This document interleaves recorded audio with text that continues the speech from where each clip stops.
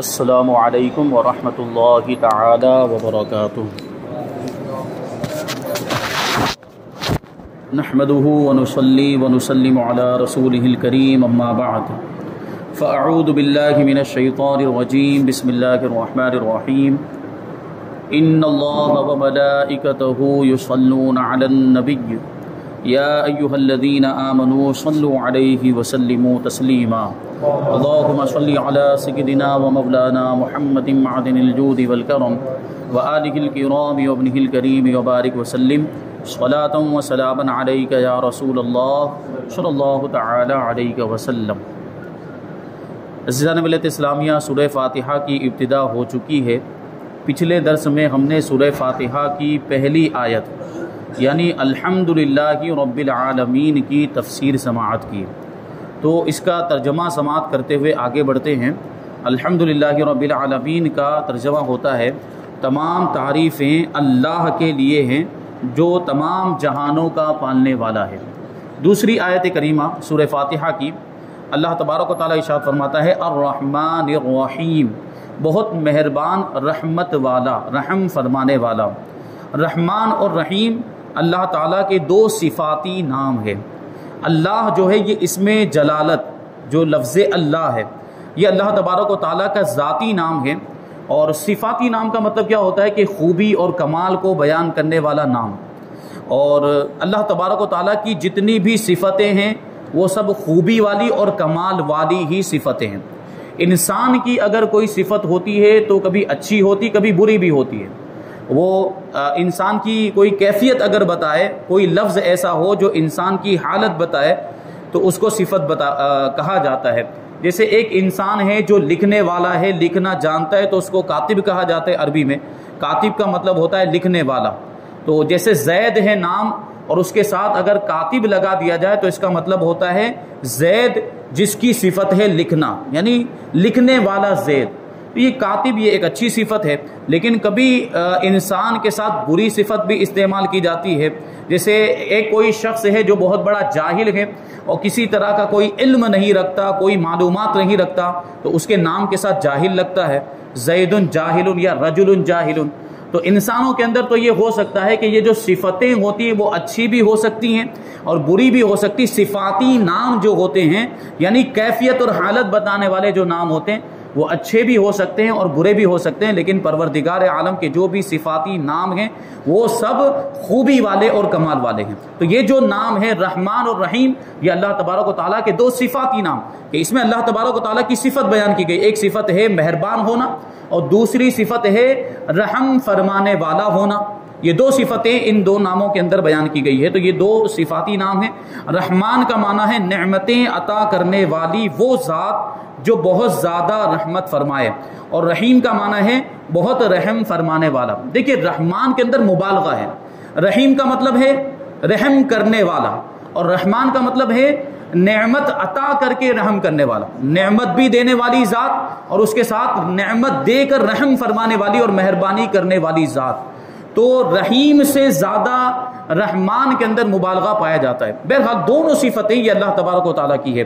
یاد رہے کہ حقیقی طور پر نعمت عطا فرمانے والی ذات اللہ تعالیٰ کی ہے، کہ وہی تنہا ذات ہے جو اپنی رحمت کا بدلہ طلب نہیں فرماتی۔ اللہ تبارک و تعالیٰ اپنے بندوں پر رحم فرماتا ہے تو پھر اس کا بدلہ نہیں مانگتا، اس کے بدلے میں کوئی چیز نہیں مانگتا۔ یہ اللہ تبارک و تعالیٰ کی رحیمی ہے۔ ہر چھوٹی بڑی ظاہری باطنی جسمانی روحانی دنیاوی اور اخروی نعمت اللہ تعالیٰ ہی عطا فرماتا ہے۔ انسان کو جو کچھ بھی ملتا ہے یہ سب اللہ تبارک و تعالیٰ کا دیا ہوا ہے، اللہ تعالیٰ کی عطا ہی سے ملتا ہے۔ دوسری چیزیں ذریعہ بن سکتی ہیں، انسان ذریعہ بن سکتے ہیں، اسباب جو ہے وہ ذریعہ بن سکتے ہیں، لیکن حقیقت میں عطا کرنے والی ذات یہ اللہ تبارک و تعالیٰ کی ذات ہے۔ اور دنیا میں جس شخص تک جو بھی نعمت پہنچتی ہے وہ اللہ تعالیٰ کی رحمت ہی سے ہے، کیونکہ کسی کے دل میں رحم کا جذبہ پیدا کرنا، رحم کرنے پر قدرت دینا، نعمت کو وجود میں لانا، دوسرے کا اس نعمت سے فائدہ اٹھانا اور فائدہ اٹھانے کے لیے اعضاء کی سلامتی عطا کرنا، یہ سب اللہ تعالیٰ کی طرف ہی سے ہے۔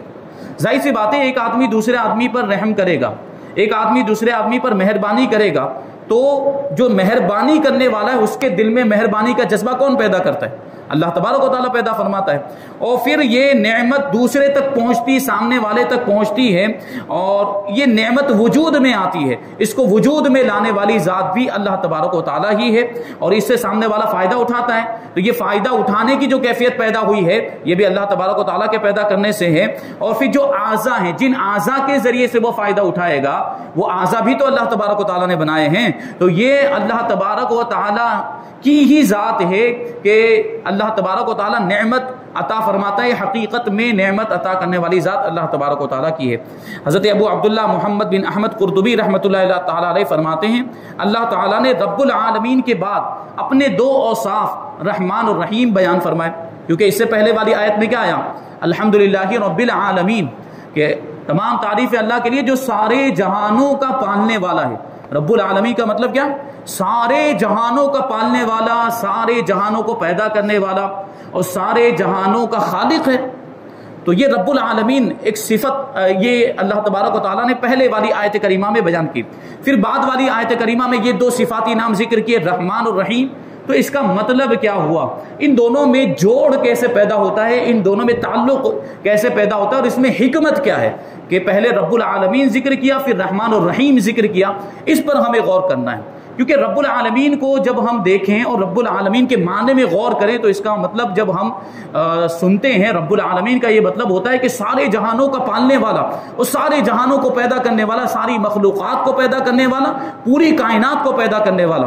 تو ہمارے دل میں اس نام کو سن کر، یہ صفت کو سن کر ایک ہیبت پیدا ہوتی ہے، ایک خوف کی کیفیت پیدا ہوتی ہے کہ جو سارے جہانوں کا پالنے والا ہے وہ بڑا جبار ہوگا، وہ بڑا قہار بھی ہوگا، اور وہ سزا دینے والا بھی ہوگا، وہ عذاب میں مبتلا کرنے والا بھی ہوگا، کیونکہ جو جس چیز کا مالک ہوتا ہے اس کو اختیار ہوتا ہے، اور وہ اپنی ملکیت میں جس طرح چاہے تصرف کر سکتا ہے۔ تو ایک خوف کی کیفیت پیدا ہوتی ہے رب العالمین کو سن کر۔ تو اسی وجہ سے کہتے ہیں، اس کی وجہ یہ ہے کہ جب اللہ تعالیٰ نے فرمایا کہ وہ رب العالمین ہے تو اس سے سننے والے اور پڑھنے والے کے دل میں اللہ تعالیٰ کی عظمت کی وجہ سے اس کا خوف پیدا ہوا کہ وہ اتنی عظیم ذات ہے۔ تو اس کے ساتھ ہی اللہ تعالیٰ کے دو اوصاف رحمان اور رحیم ذکر کر دیے گئے، جن کے ضمن میں اللہ تعالیٰ کی اطاعت کرنے کی ترغیب بھی ہے۔ نیو ترغیب اور ترغیب دونوں کا بیان ہو گیا تاکہ بندہ اللہ تعالیٰ کی اطاعت کرنے کی طرف اچھی طرح راغب ہو اور اس کی نافرمانی کرنے سے رکنے کی خوب کوشش کرے۔ یعنی پہلے رب العالمین کو ذکر کیا جس میں اللہ تبارک و تعالیٰ کی عظمت کو بیان کیا گیا کہ اللہ تبارک و تعالیٰ سارے جہانوں کا پالنے والا۔ پھر رحمان الرحیم میں اللہ کی رحیمی اور کریمی کو ذکر کیا گیا، یعنی جب انسان اور بندہ قرآن کی تلاوت کرنے والا اور قرآن کو سننے والا جب رب العالمین سنے یا رب العالمین پڑھے تو ایک خوف کی کیفیت پیدا ہو جس سے وہ اللہ تعالیٰ کی فرما برداری کرے اور اللہ تبارک و تعالیٰ کی نافرمانی سے بچے۔ اور رحمان الرحیم کو جب سنے گا اور رحمان الرحیم کو جب پڑھے گا تو ایک امید کی کیفیت پیدا ہوگی، یعنی اگرچہ میں گنہگار ہوں، اگرچہ میں بہت بڑا جو ہے کہ سیاہ کار ہوں، لیکن میرا پروردگار جو ہے وہ رحمان بھی ہے، رحیم بھی ہے۔ مجھ سے گناہ ہو گئے ہیں لیکن وہ پروردگار ایسا رحیم اور مہربان ہے کہ وہ سارے گناہوں کو معاف فرما دیا کرتا ہے۔ تو یہ دونوں طرح کی کیفیت پیدا ہوگی، انسان کے اندر عبادت کرنے کی رغبت بھی پیدا ہوگی اور گناہوں سے بچنے کا جذبہ بھی پیدا ہوتا ہے۔ تو یہ قرآن مجید کا اسلوب ہے، قرآن مجید کا ایک طریقہ کہ اللہ تبارک و تعالیٰ جہاں خوشخبریاں دیتا ہے وہاں ڈراتا بھی ہے۔ جہاں اللہ تبارک و تعالیٰ نے جنت کا ذکر کیا ہے وہاں اللہ تبارک و تعالیٰ نے جہنم کا بھی ذکر کیا۔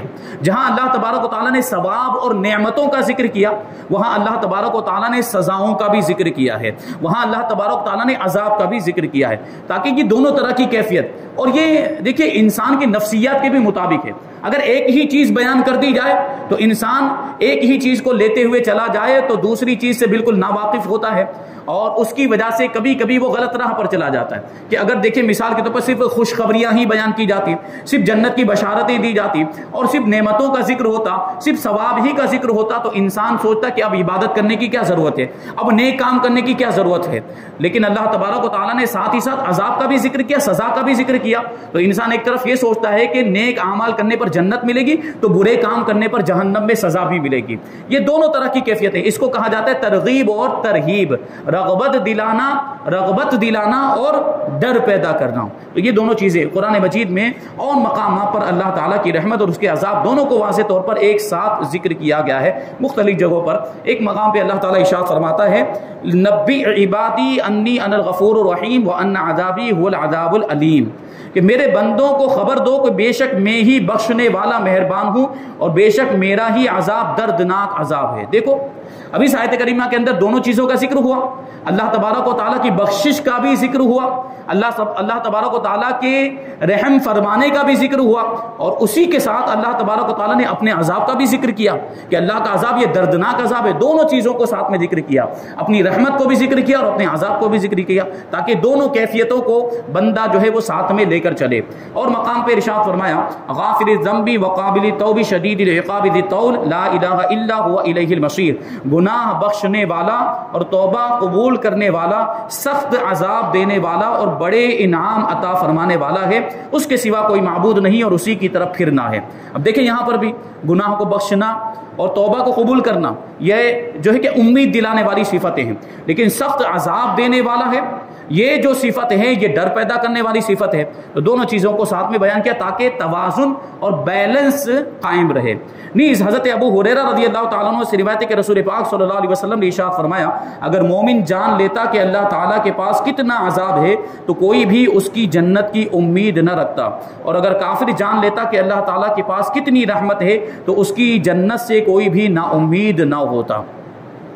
لہٰذا ہر مسلمان کو چاہیے کہ وہ امید اور خوف کے درمیان رہے اور اللہ تعالیٰ کی رحمت کی وسعت دیکھ کر گناہوں پر بے باک نہ ہو جائے، یعنی یہ سوچے کہ اللہ تو رحمان ہے، اللہ تو رحیم ہے، گناہوں کو بخشنے والا ہے، غفور ہے، رؤوف ہے، لاؤ گناہ کرتے چلے جائیں کیونکہ اللہ تو بخش دے گا، گناہ کریں گے پھر توبہ کر لیں گے۔ اس طرح بے باک نہیں ہونا چاہیے، یہ بڑی جرت کی بات ہو جاتی ہے، اور نہ ہی اللہ تعالیٰ کے عذاب کی شدت دیکھ کر اس کی رحمت سے مایوس ہو، یعنی یہ بھی نہ ہو کہ اللہ تبارک تعالیٰ بڑا عذاب فرمانے والا ہے اور گنہگاروں کو نافرمانوں کو سخت سزائیں دے گا، جہنم میں ڈالے گا، تو پھر مایوس ہو جائے، یعنی اللہ کی رحمت سے مایوس ہو جائے۔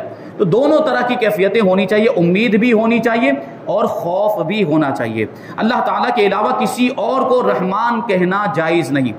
کسی کا نام عبد الرحمن ہوتا ہے تو عبد الرحمن کہہ سکتے ہیں، عبداللہ کہہ سکتے ہیں، لیکن رحمان نہیں کہہ سکتے، کیونکہ یہ رحمان کی جو صفت ہے اور اس کا جو معنی ہے یہ صرف اور صرف اللہ تبارک و تعالیٰ کی ذات ہی میں پایا جاتا ہے، کسی مخلوق اور کسی بندے کسی انسان کے لائق ہی نہیں ہے کہ اس میں یہ معنی پایا جائے۔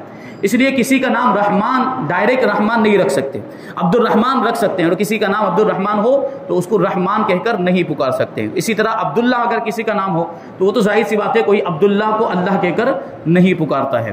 جبکہ رحیم کہا جا سکتا ہے، یعنی رحیم کا جو معنی ہے وہ انسانوں کے اندر اور بندوں کے اندر بھی پایا جاتا ہے، مخلوق کے اندر بھی پایا جاتا ہے۔ بہرحال کیفیت الگ الگ، اللہ تبارک و تعالیٰ کے اندر جو صفت پائی جاتی ہے رحیم کی اور بندوں کے اندر جو صفت پائی جاتی ہے اس میں بہت زیادہ فرق ہے، اس میں کوئی نسبت ہی نہیں، کوئی مناسبت نہیں ہے۔ لیکن بہرحال رحیم کے لغوی معنی کے اعتبار سے دیکھیں، ڈکشنری کے اعتبار سے جو اس کا معنی بنتا ہے، اس اعتبار سے بندوں کو رحیم کہا جا سکتا ہے۔ یعنی عبد الرحیم نام ہوتا ہے تو عبد الرحیم بھی کہہ سکتے ہیں اور رحیم بھی کہہ سکتے ہیں، لیکن عبد الرحمن نام ہو تو رحمان نہیں کہہ سکتے، یہ جائز نہیں ہے۔ جیسے قرآن مجید میں اللہ تعالیٰ نے اپنے حبیب صلی اللہ علیہ وسلم کو بھی رحیم فرمایا ہے، چنانچہ ارشاد باری تعالیٰ ہے لقد جاءکم رسول من انفسکم عزیز علیہ ما عنتم حریص علیکم بالمؤمنین رؤوف الرحیم، بے شک تمہارے پاس تم میں سے وہ عظیم رسول تشریف لے آئے جن پر تمہارا مشقت میں پڑنا بہت بھاری گزرتا ہے، وہ تمہاری بھلائی کے نہایت چاہنے والے، مسلمانوں پر بہت مہربان اور رحم فرمانے والے ہیں۔ یہاں نبی کریم صلی اللہ علیہ وسلم کا تذکرہ، حضور کے تشریف لانے کا تذکرہ ہے اور حضور کے اوصاف اور حضور کی صفتیں بیان کی گئی ہیں کہ وہ مومنین پر مہربان ہیں اور مومنین پر رحم فرمانے والے۔ وہاں پر جو لفظ آیا وہ ہے رحیم۔ حضور پاک صلی اللہ علیہ وسلم کے لیے رؤوف کا لفظ بھی آیا ہے قرآن مجید کے اندر اور رحیم کا لفظ بھی آیا، جبکہ یہ دونوں لفظ اللہ تبارک و تعالیٰ کے لیے بھی آئے ہیں۔